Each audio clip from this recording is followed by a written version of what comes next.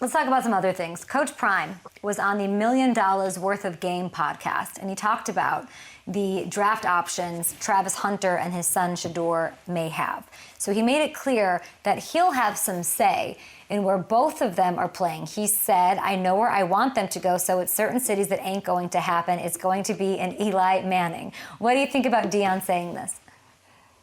Man, Deion, I got so much respect for him. He's changed the culture, what he's done in college football.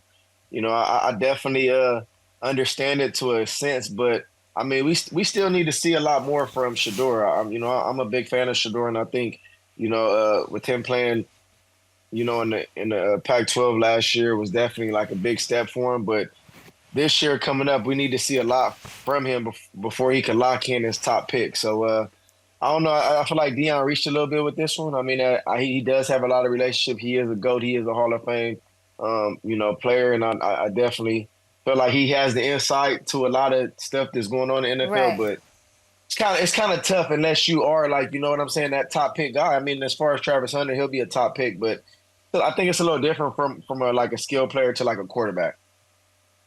So you're saying maybe a little too soon, which is, I think, fair. So Deion used the whole he used the whole pull and Eli thing, and Eli didn't seem to mind, by the way. How would you? He said, "I love me some Deion."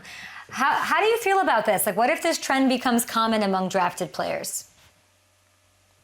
Well, you just don't want to over predict too much, And when I say over predict, you don't want these NFL scouts, these NFL teams, feeling like you're trying to control the narrative. At the end of the day, it's a blessing to even be talking about in that small few guys where you can be talked about in the top few guys in the NFL draft. So I think you just need to appreciate that. You need to, kind of be humbled about it. And I mean, whatever happens, kind of let it be. I hate when guys try to like predict their future without really knowing what the future, holds for themselves. So, I mean, obviously great players, obviously a GOAT, Hall of Famer and Deion Sanders, but, just kind of like I say, just let it play out and kind of see where your destiny takes you.